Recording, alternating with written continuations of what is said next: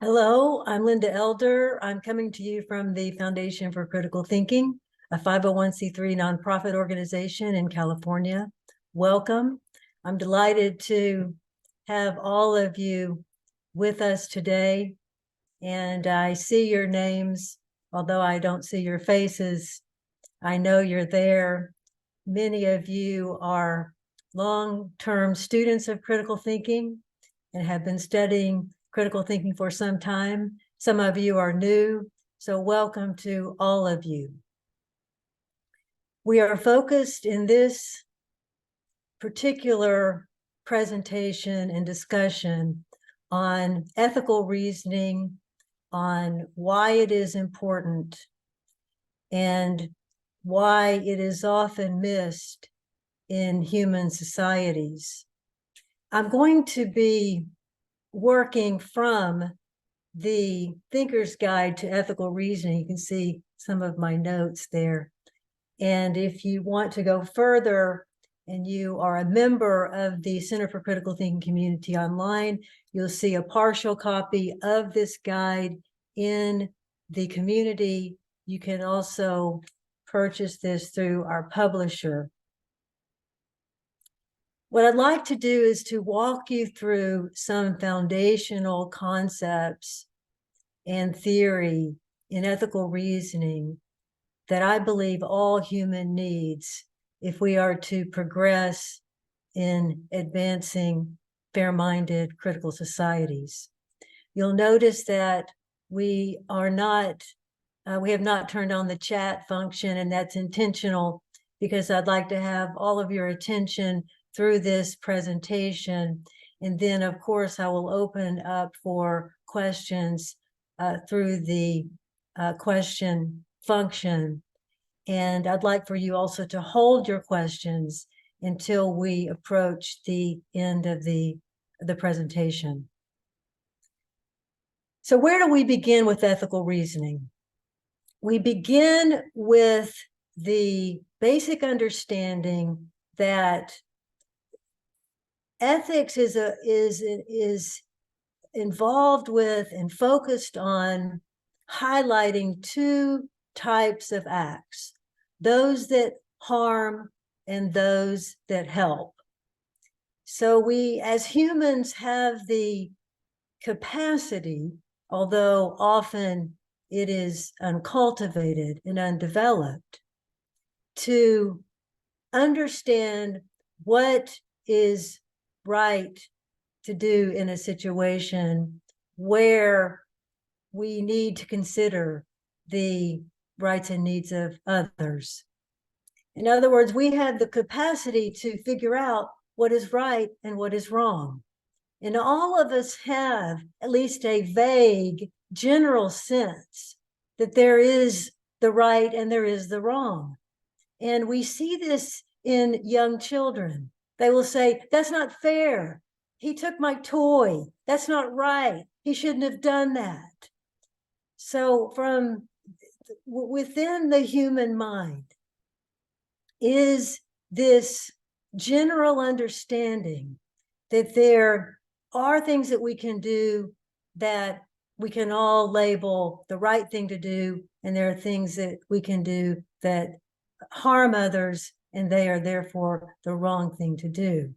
So when we think of ethics, we think of what viewpoints are relevant in the situation, whose feelings are relevant, and we are obligated to consider those persons and their feelings and other sentient creatures. And when we are thinking ethically, we fully consider the rights and needs of all relevant persons and sentient creatures. So this is a starting place, but it's a bit vague because what is our moral code, so to speak? What is our ethical code? What ethical code do we humans follow? And the answer to that is that though we do have an adopted universal declaration of human rights, which I'll talk about presently, We do not uphold this declaration as a rule. In other words, we don't have a shared set of ethical codes for humans. We have a hit and miss approach to ethics, and this will not do. This is one of the reasons why we fail to reason ethically, even when we, as it were, have a good heart, we intend well, we want to do what is right and fair. In other words, it takes not only the general desire to be good, so to speak, but it entails, that is, ethics entails a number of intellectual understandings. And this is what we're focused on here today. Now, we can go further by focusing on three types of character integration. One is the uncritical person, the person who doesn't care about his or her thinking, so the person who, again, may mean well, but is not focused on the development of his or her intellectual and emotional capacities.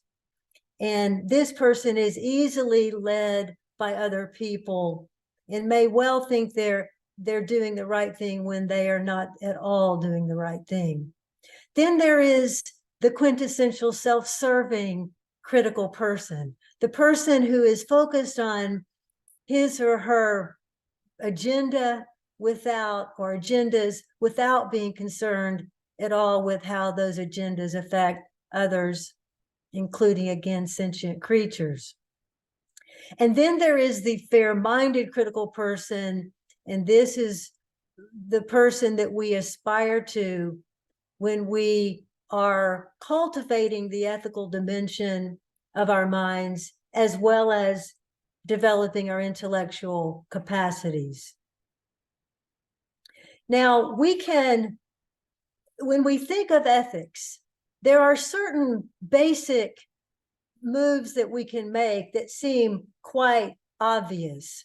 We can say, for example, look, there are certain acts that are unethical in and of themselves, such as slavery, genocide, torture, sexism, racism, murder, assault, rape, fraud, deceit, intimidation.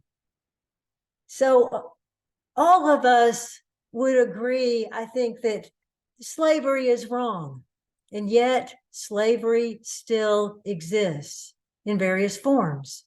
We would agree that genocide is wrong, and yet genocide still exists in human life in various places on the planet.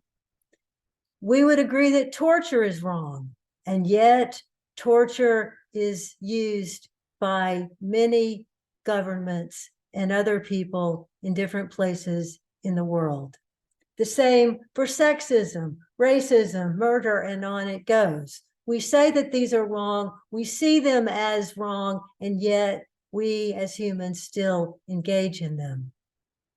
So even when we take these very obvious acts that are unethical in and of themselves, these are often seen and propagated among human societies.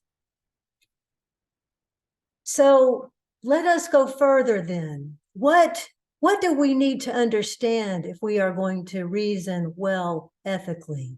Well, we need ethical concepts and principles, but where do we get these? How do we achieve these? How do we formulate them?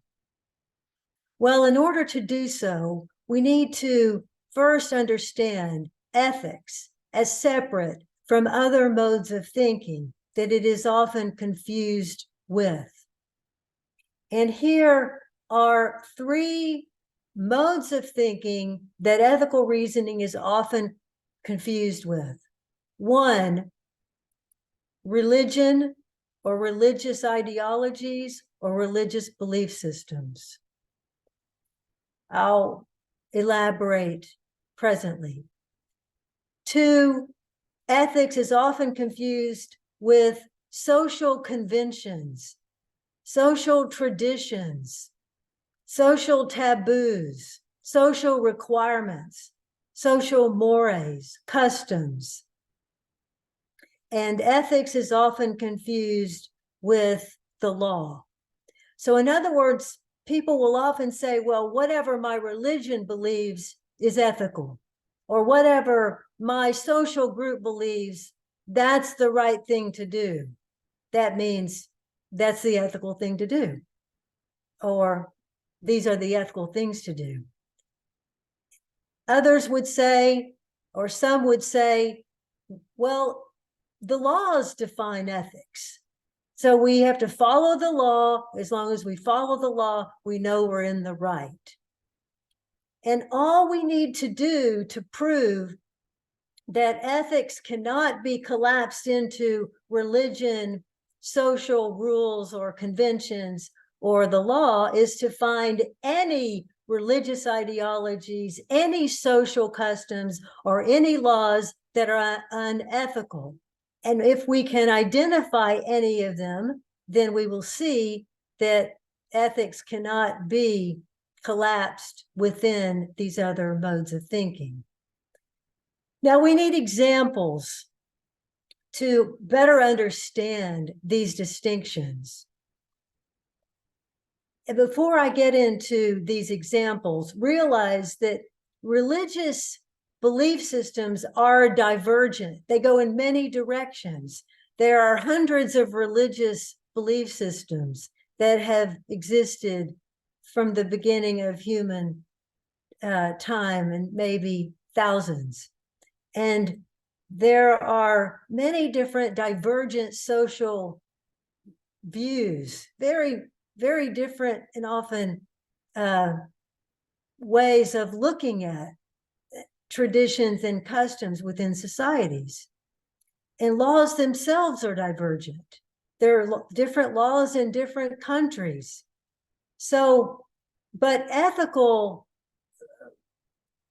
ethics or ethical questions are not divergent, they are convergent. In other words, we can develop an ethical set of concepts and principles that provide guidelines for us as humans as we face ethical questions in living our lives.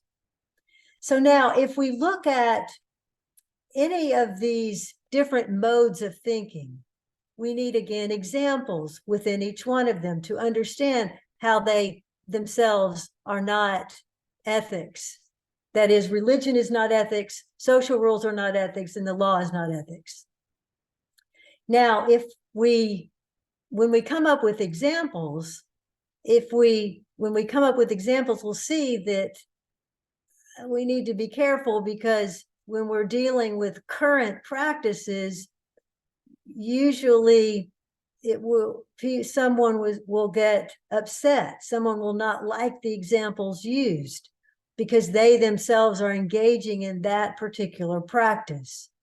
So be warned that some of the examples that I'm giving may not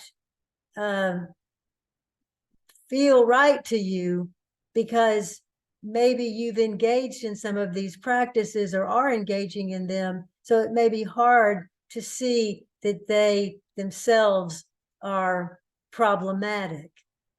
Now, when we go back in time and use examples from the past, then that's usually more safe, because in retrospect, we can often see what we cannot see, what is in front of our very faces today.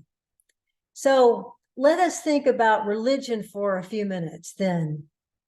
Again, if we can find any examples of religious practices that have been or are unethical, then we can see that ethics is not religion.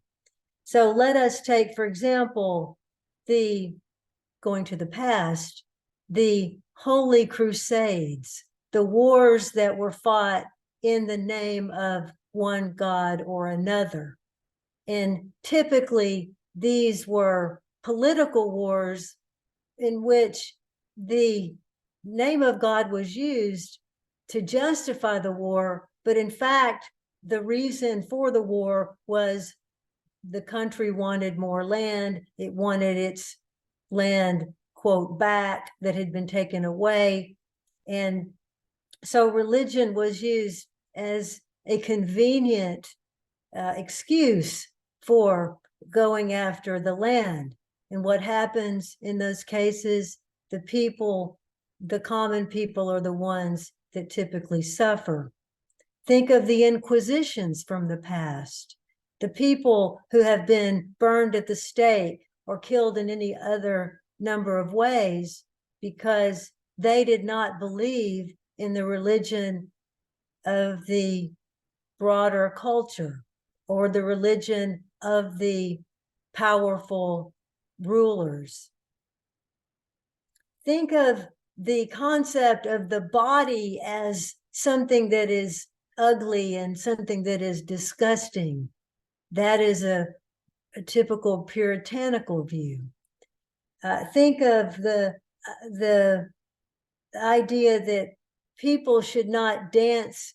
That's not allowed in a given religion, or that the males and females should not be swimming together, so that's not allowed. Maybe cell phones are not allowed. This is more thinking of some current practices, thinking of the requirement for tithing, and that being a requirement within a religious ideology. So these are just some religious belief systems that that illuminate unethical practices or at minimum borderline cases. Then let us move to social questions or social conventions. Within human societies, there are many social rules, again, taboos, things you can do, things you cannot do, things that you must do. And these are all around us, and it's hard to even exemplify them. They're so prevalent. So think of the way that we have conceptualized our treatment of the earth and its resources. Our treatment has fundamentally been focused on what we humans can get for ourselves in the short term. And this has meant the annihilation of other species. This has meant mass pollution in all kinds of ways that has affected other species. And the use of pesticides that are still in widespread use that affect other species and the human species as well. And think of all of the many areas in which we think of ourselves as so progressive scientifically. So we have the invention of electricity, and now we have lights, and lights can light up the world. What a wonderful thing. And from that, we get light pollution. And there is a massive amount of light pollution, which is problematic for our health and the health of other species. We have, again, in another example of this is fluorescent lighting. We have the idea that we need more cell phones. We've got to have the newest cell phone. The newest cell phone is the better cell phone. These are social belief systems within which mostly humans are trapped. And there are implications for others when we pursue these particular so-called advancements. So if we want more cell phones, we've got to have the materials to create them. We've got to get the materials from where? Partially from the earth. And then what happens when we want to dispose of them. We've got to figure out how to dispose of them. That affects the earth. All of these moves are affecting other sentient creatures. So we have lots of advancements that impact us and impact others. What about animal experimentation? Another dark side of human thinking, in which we think that as long as it's good for the human, it's good.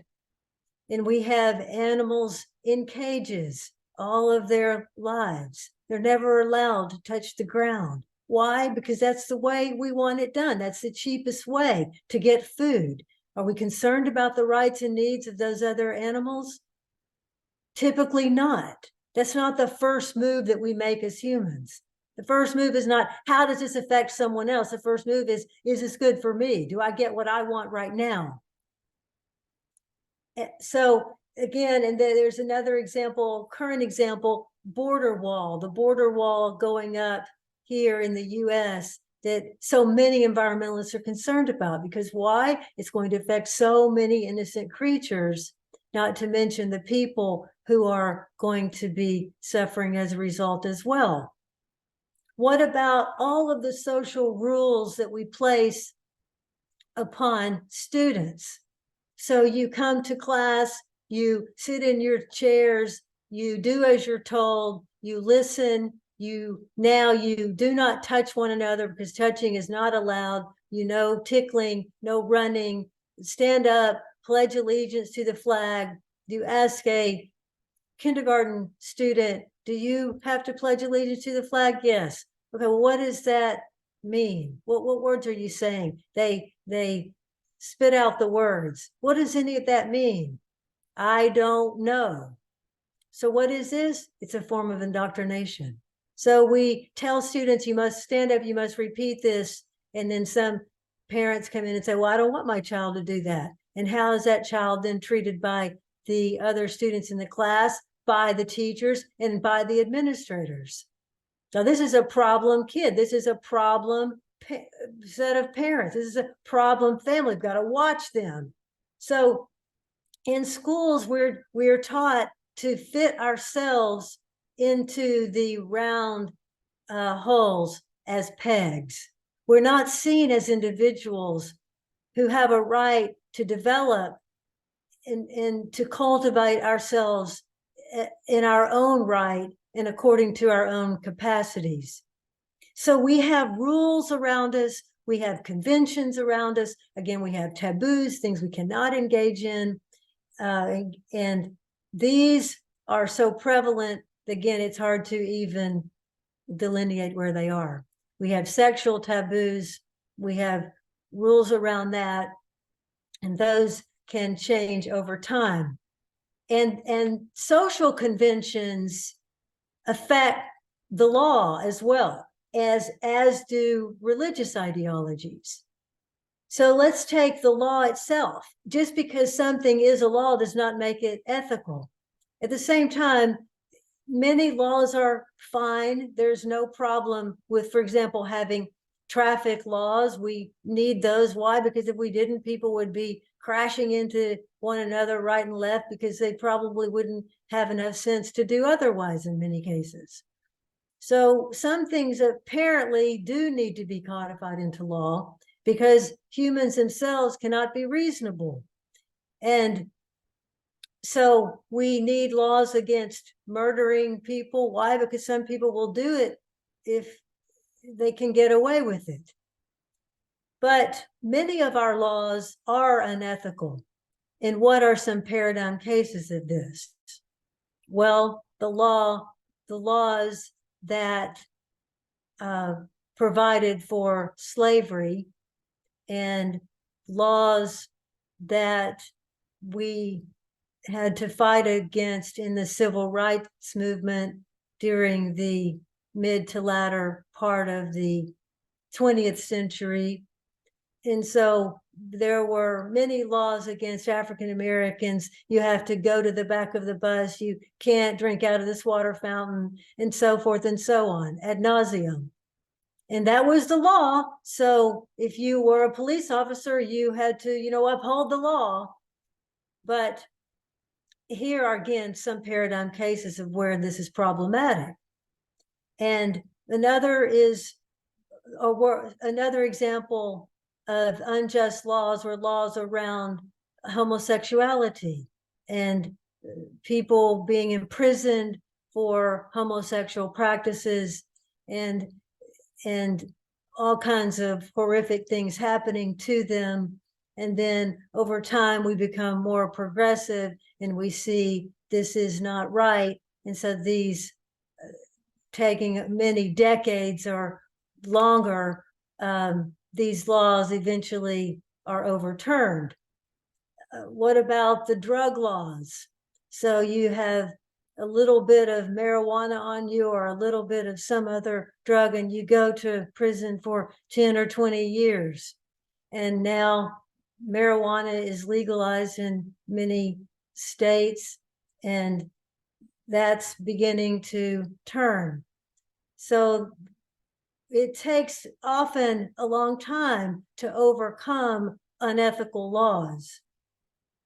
Now we have, again, another example of unjust laws is overtaxing the middle class and undertaxing the wealthy. And this is a serious problem in our country today, but it's one that we don't seem to be able to do anything about because those in positions of political power are in connection with the people who have the most money. So these are just some examples of social conventions or religious ideologies or laws that are problematic in terms of the ethical implications embedded in them. So a first move or an early move we have to make if we want to reason well ethically is to understand that just because some religious practice says it's right and good does not mean that it is. Just because some social rule is prevalent or some social conventions are prevalent does not make those practices ethical. And just because we have laws of a certain type, it doesn't mean those laws are ethical. So what we need are ethical concepts and principles by which we can guide our thinking separate from these other modes of thinking. Now, we can go further and talk about simple ethical questions versus complex ethical questions. So some questions are very difficult. Some ethical questions are very difficult. Some are quite simple. Some are true by definition. So let me give you some examples. Is it cruel to subject an innocent creature to unnecessary suffering? The answer is yes. And that question or that answer is true by definition. So the definition itself determines how we answer the question. Here is another definitional ethical question. Is it unjust to deny someone a basic human right? Yes. All things being equal, is it ethically wrong to lie? Yes, by definition. Here is a clear-cut case. Is it ethically wrong to torture animals for fun? So someone says, look, I'm listening to this, Linda, but I don't believe in your ethical codes. I mean, I enjoy torturing animals. That's how I get my kicks. And if you don't enjoy that, well, that's fine. I don't require you to enjoy it, but I don't want you imposing your ethical rules on me. And if someone makes a move like that, first of all, they're making a theoretical statement that they themselves do not believe is true. And the reason is because if I use this acid test on them, they would likely collapse underneath it, which is this. If it were happening to you, would it be all right? If someone said, well, I like to just torture people that look like you for fun. That's what I like to do. So you don't like to do that, that's fine, but that's what I like to do. So now I'm going to torture you. And the person say, no. Well, then you don't really believe what you're saying. You don't believe that all ethical codes are relative. You are making such a move in order to be contrary, and it's an undisciplined move, and it won't stand up to even the most fundamental ethical principles. So why is that wrong? Why is it wrong to torture animals for fun? Because we know that this harms them, and we have the capacity to know when we are harming and when we are helping someone else in these very clear-cut cases. Is it ethically wrong to torture people in order to exact a confession? That is ethically wrong. That is also a clear-cut case. Is it ethically wrong to use another person to serve your selfish interests? Yes, it's wrong. That's another clear-cut case. But here are some questions that are more complex.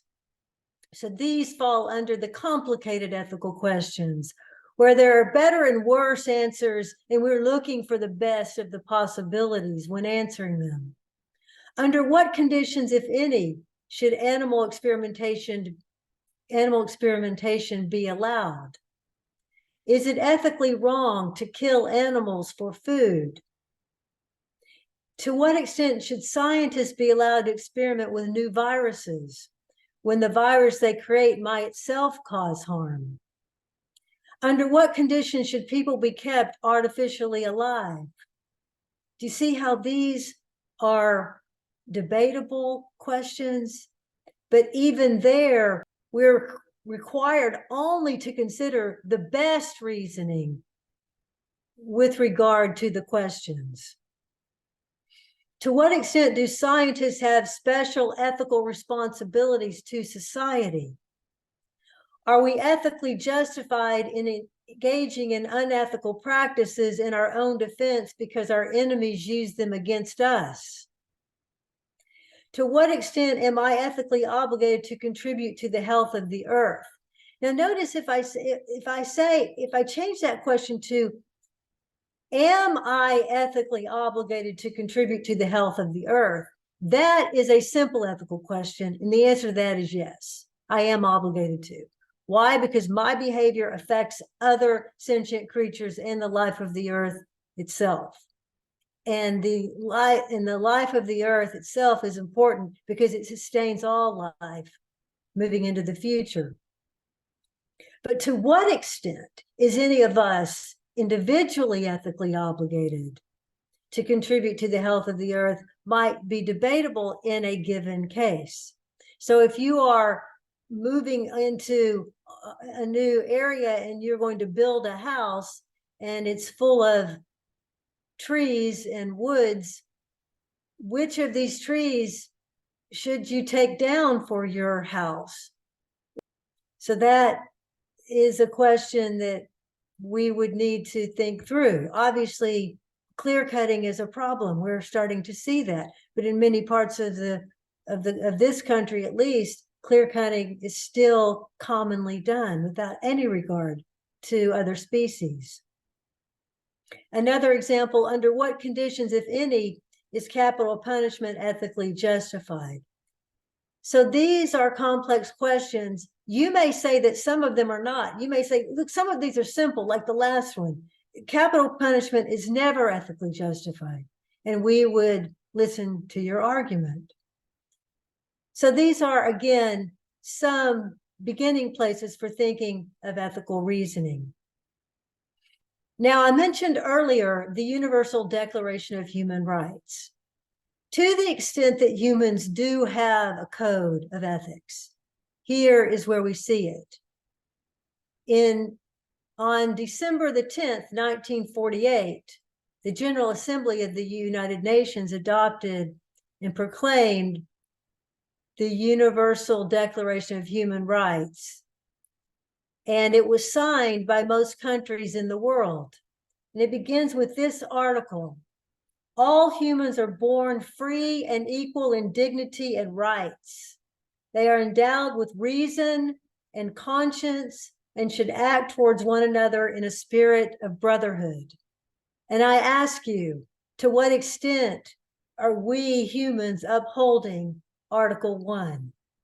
To what extent are we living in brotherhood with other humans across the world and other species? We tend to think in terms of our country, more for my country, more for my group. We divide ourselves by countries. We typically don't say, I am a citizen of the world. And until we do, we won't be upholding Article 1. So I won't go through these articles. You are welcome to look at this declaration yourself. And it's a well-written document. It would be enormously helpful if people were to act in accordance with it. Now, let me just say a few other things about ethical reasoning. There is a lot more that we need to focus on to develop as ethical reasoners. There are many concepts within every natural language which illuminate ethics, ethical concepts, and from which emerge ethical principles. So just taking a few of these, honest. So let's say being forthright and honest is one principle by which we should live ethically. And here are some words in the English language that lend weight to that. Honest, truthful, integrity, loyal, faithful, trustworthy. What about forgiving others? Being willing to forgive in order to alleviate suffering. Pardon, absolve, exonerate, compassionate, merciful. What about acting out of concern for the feelings of others? Sympathetic, empathetic, understanding. Again, compassionate, considerate. You may hear, are you being considerate? You may hear a parent say to a child, are you being considerate right now? Are you considering someone else's feelings? So when you look at natural languages, you're going to find an unlimited number of concepts that lead to principles when we act upon those concepts. At the same way, we have concepts that depict unethical behavior, such as cunning, sly, crafty, trickery, duplicitous, double dealing, cheat, defraud, swindle, dupe, beguile, mislead, betray, misrepresent, prejudice, bias, narrow-mindedness, bigotry, and so forth. So these concepts exist because humans, to some extent, understand that principles emerge from these by which we should live. But then what keeps us from doing so, other than the fact that we confuse ethics with other modes of thinking? We don't have the underpinnings we've been discussing here today. Well, there are two primary barriers to ethical reasoning that exist within all of us, and that is egocentric thinking and sociocentric thinking. And there is a lot to both of these. These are complex sets of realities, and we can talk for a long time about them. But in short, egocentricity, when we're being egocentric, we are focused on just what is good for me right now? What do I want right now? I want to cut down all of these trees. I bought this lot. I can cut them down.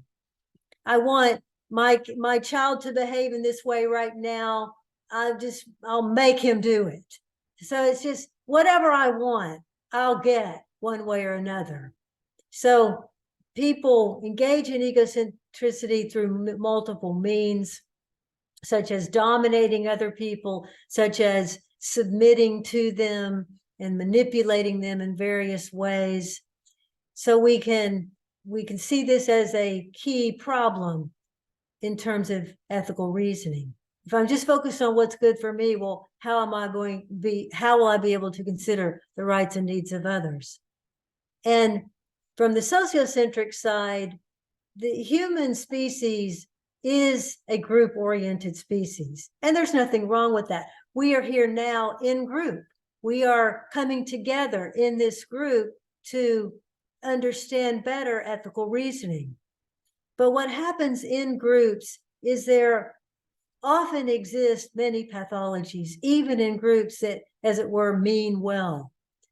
So you can take a nonprofit organization that is trying to do something to save the earth, but if you look at what's happening among the employees within that group, you often see infighting and backstabbing and a lot of intellectual arrogance and people running together in little groups and ostracizing others.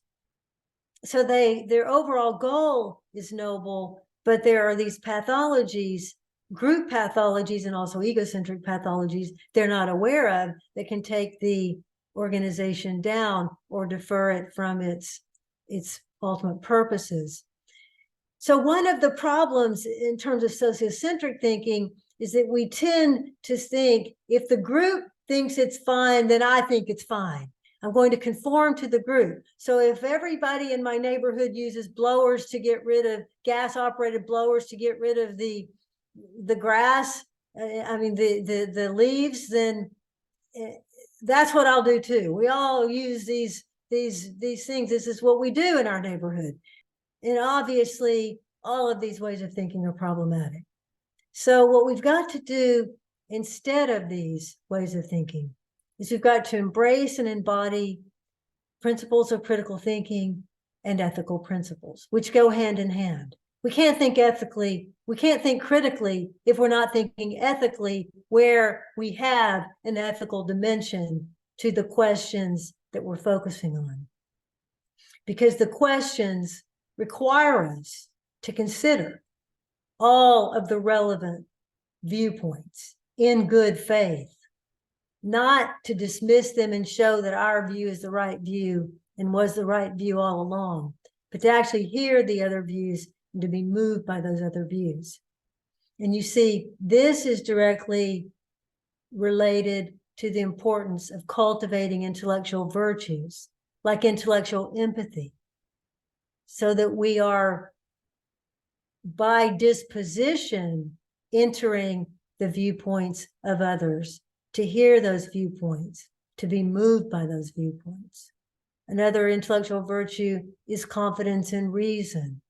We follow the facts wherever they take us, even when we don't like where those facts take us, because we want to know what is really happening, what is really true. We embrace and embody intellectual humility so that we can distinguish at any moment between what we know and what we do not know.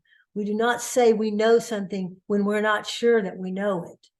We say, well, this is what I know. Actually, I don't even know that. Or this is what I know, and these are all the things I don't know. And we embrace intellectual integrity so that we expect others, we treat others the way we expect others to treat us. So these are some of the intellectual virtues that we embody as thinkers when we are trying to develop as ethical, critical thinkers. So with that, let me pause and say, this is a very brief introduction to ethical reasoning. I hope this gives you a starting place or a place to further your thinking about ethics and ethical reasoning. And I'm happy to now take questions. And I see I've got a couple, so let me see what they say. Feel free to type in your questions.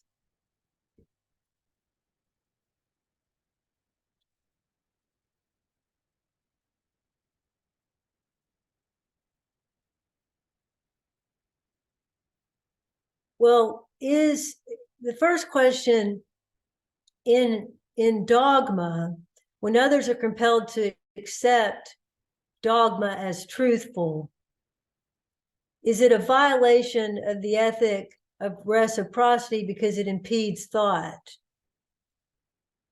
violating freedom of thought?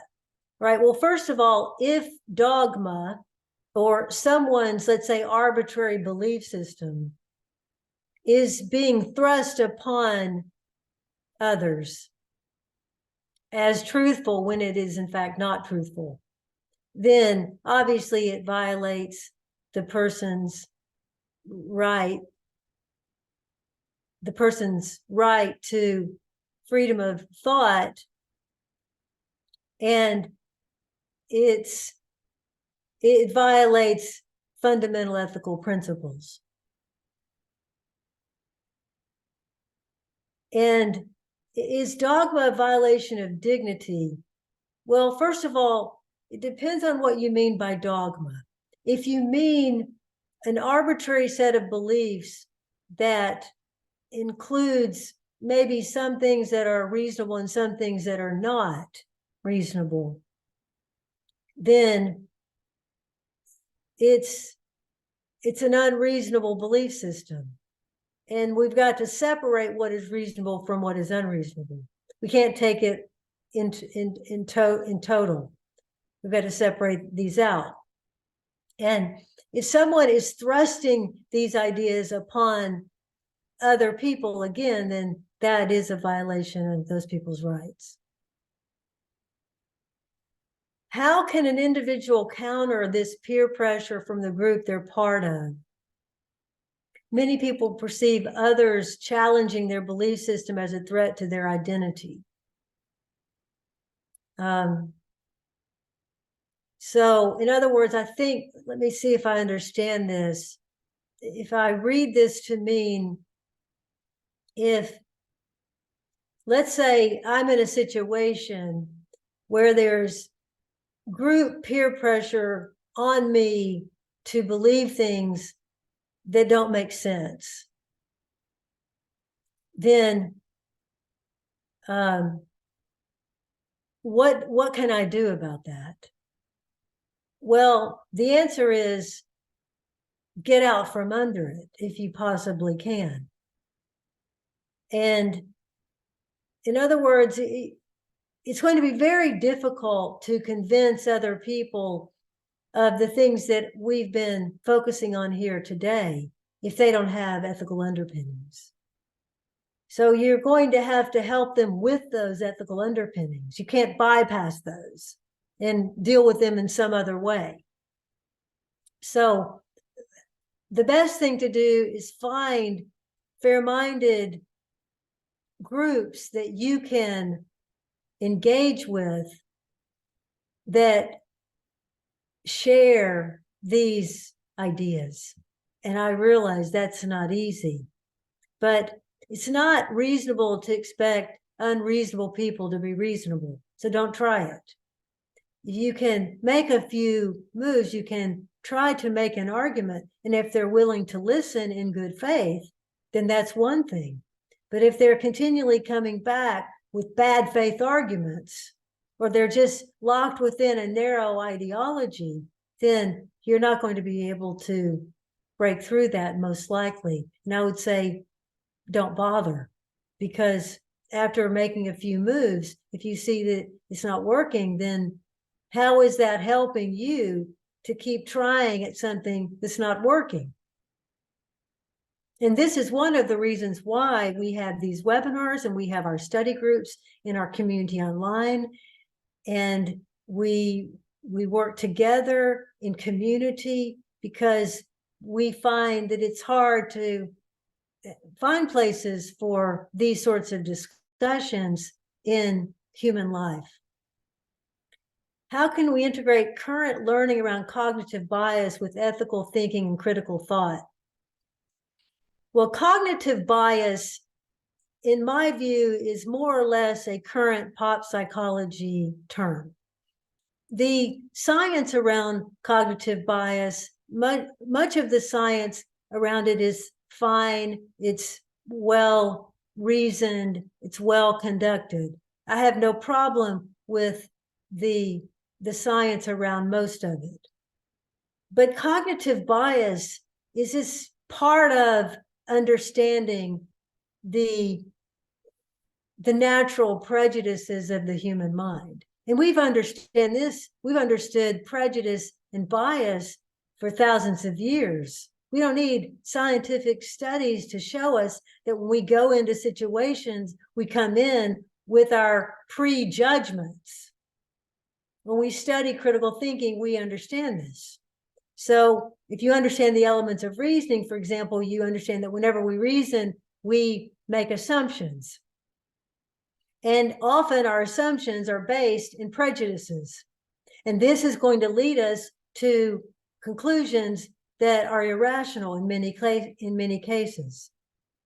So our cognitive bias means that we are biased according to our preconceived notions. And this can keep us from thinking critically and thinking ethically. So there is, of course, a natural integration of these concepts.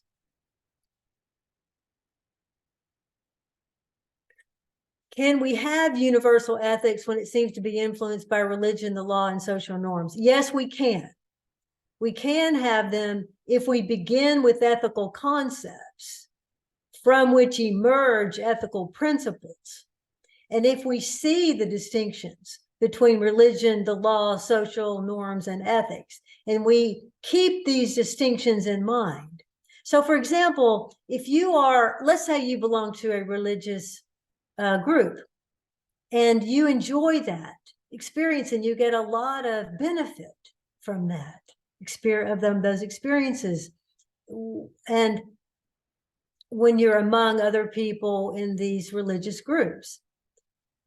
But if you understand what we've been talking about today, you can, in many cases, still engage with these religious groups and still be able to see through the ethical problems. So you'll be able to say, well, these things that we're doing are based in ethical principles. For example, many religious groups do things to help the poor or help the hungry. They gather together clothing. They provide that to various groups.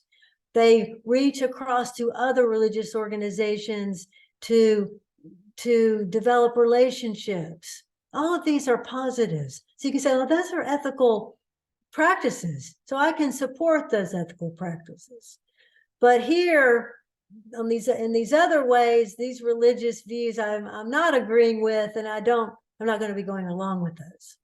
So the key is to understand these distinctions and then ask yourself, once you have these distinctions, whether you still want to be engaged in the religious group that you're involved in.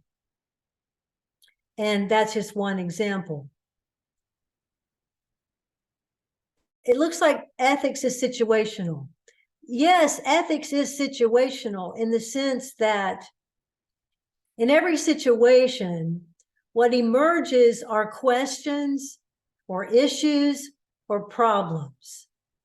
And the ultimate questions that emerge from those situations determine whether there is an ethical dimension. The question determines what viewpoints are relevant to answering the question. So if we take, for example, the problem or the issue of placing up border walls, well, there are a lot of implications that come from placing up border walls. So the idea is we want to keep the people out that want to come over here. We've got to do this by putting up a wall. And it's an oversimplified view to a highly complex issue. And by doing this, there is a tremendous amount of ecological destruction because the people making these political decisions are not thinking through the ethical implications. So you see, this is just one example of a situation which has ethical implications which are being ignored. So the situation, if you're putting in a coal mine, you have to ask yourself, well, what are the implications for the people living around that area, the animals living around the area, and the people who are going to be working in the coal mine itself? You don't get to ignore or exclude any of the relevant viewpoints. The situation determines the questions you have to think through, and the intellectual questions lay out the intellectual and ethical tasks you have to engage in as a thinker. The thinker doesn't determine whether there's an ethical dimension. The question determines whether there's an ethical dimension.